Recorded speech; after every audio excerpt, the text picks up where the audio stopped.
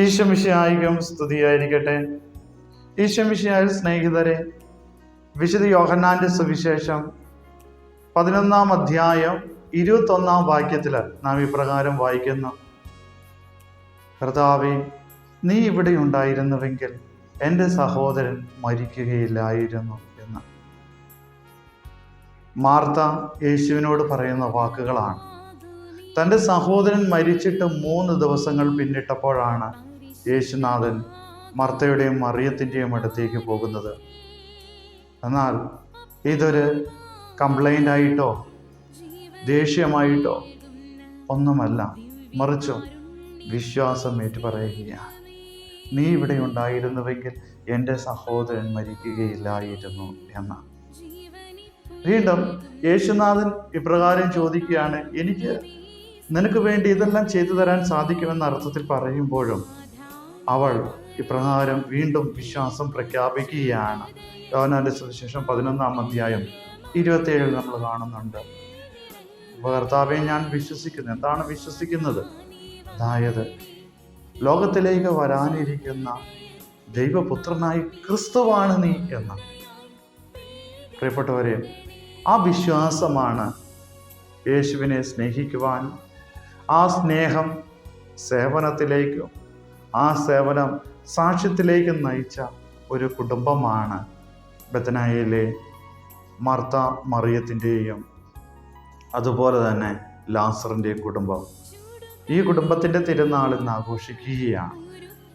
ഈ 3 പേരും വ്യത്യസ്തമായിട്ടുള്ള രീതിയിൽ ദൈവരാജ്യം പ്രഘോഷിച്ചവരാണ്. വ്യത്യസ്തമായിട്ടുള്ള രീതിയിൽ ജീവിതം സാക്ഷ്യത്തിനായിട്ട്, ക്രിസ്തുവിന് വേണ്ടി സാക്ഷ്യത്തിനായിട്ട് തങ്ങളെ തന്നെ മാറ്റിവെച്ച കുടുംബമാണ് ബെത്നായിലെ ലാസറിൻ്റെയും മറിയത്തിൻ്റെയും മർത്തയുടെയും കുടുംബം എന്നുള്ളത്.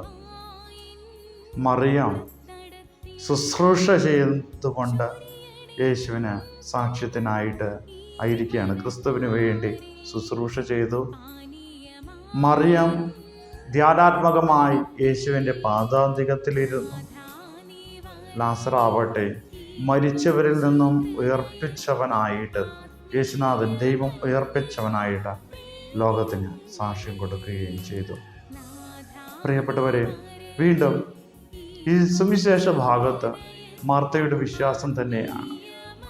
നീ തിരഞ്ഞെടുത്തതിനേക്കാളും മെച്ചമായിട്ട് തിരഞ്ഞെടുത്തത് മറിയമെന്ന് പറഞ്ഞപ്പോഴും അവളുടെ വിശ്വാസമാകട്ടെ, നീ ഇവിടെ ഉണ്ടായിരുന്നെങ്കിൽ എൻ്റെ സഹോദരൻ മരിക്കുകയില്ലായിരുന്നു എന്നാണ്. പ്രിയപ്പെട്ടവരെ, നമ്മുടെ കുടുംബങ്ങളിൽ വിശ്വാസത്തിലും ആത്മീയതയിലും നിത്യജീവൻ ലഭിക്കേണ്ടതിന് നമ്മൾ ജാഗ്രതയോടുകൂടി ആയിരിക്കുന്നതിന് പകരം മരണത്തിലേക്ക് നയിക്കുന്ന ജീവിതമാണ് നമ്മുടെ കുടുംബാംഗങ്ങളെങ്കിൽ കർത്താവിനോട് ഇപ്രകാരം പറയേണ്ടതുണ്ട്: കർത്താവ്, നീ എൻ്റെ കുടുംബത്തിലേക്ക് വരണം, നീ എൻ്റെ ഭവനത്തിലേക്ക് വരണം. നീ ഞങ്ങളോടൊപ്പമാണെങ്കിൽ എൻ്റെ സഹോദരൻ, സഹോദരി, എൻ്റെ കുടുംബാംഗങ്ങൾ ഇത്തരം നിത്യജീവന് വേണ്ടി ജീവിക്കുന്നതിന് പകരം നിത്യനാശത്തിലേക്ക് ജീവിക്കുവാനായിട്ട് അങ്ങ് അനുവദിക്കുകയില്ലായിരുന്നു, അല്ലെങ്കിൽ അവർ അങ്ങനെ ഒരു നാശത്തിലേക്ക് പോവുകയില്ലായിരുന്നു എന്ന് പറയത്തക്ക വിധത്തിൽ വിശ്വാസത്തിൽ വളരുവാനുള്ള കൃപയ്ക്കായിട്ട് പ്രാർത്ഥിക്കാം. ദൈവം നിങ്ങളെല്ലാവരെയും സമൃദ്ധമായി അനുഗ്രഹിക്കട്ടെ.